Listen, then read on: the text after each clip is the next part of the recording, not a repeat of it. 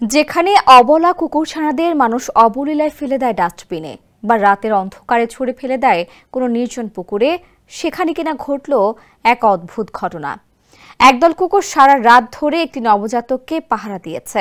নবজাতকটি যেন নিরাপদে থাকে তাই সারা রাত ধরে কুকুরগুলো তাকে পাহারা দেয়।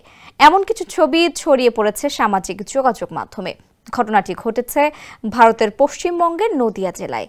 সেখানে ভোরের ঠিক আগের নিস্তব্ধ সময়টাতে সবাই যখন ঘুমিয়েছিল, ঠিক তখন এক নবজাতককে পড়ে থাকতে দেখা যায় রেলওয়ে কর্মীদের কলোনির বাথরুমের বাইরের ঠান্ডা মাটিতে, আর তাকে ঘিরে আছে কয়েকটি কুকুর। স্যান্ডেলিনা সো, রূপচর্চায় আভিজাত্য। শিশুটির বয়স মাত্র কয়েক ঘন্টা। জন্মের রক্ত তখনও শুকায়নি, গায়ে কোনো চাদর নেই, কোনো চিরকুট নেই, কাছাকাছি কেউ নেই। প্রতিদিন যাদের লোকজন ধাওয়া করে তারায় সেই ভবঘুরে বেওয়ারিশ কুকুরগুলো একেবারে নিখুঁত একটি বৃত্ত তৈরি করে নবজাতকটিকে ঘিরে দাঁড়িয়েছিল। স্থানীয় বাসিন্দারা বলছেন, তখন রাতভর কুকুরগুলো কাউকেই শিশুটির কাছে যেতে দেয়নি। কেবল ভোরের আলো ফুটলেই কুকুরগুলো সরে যায়।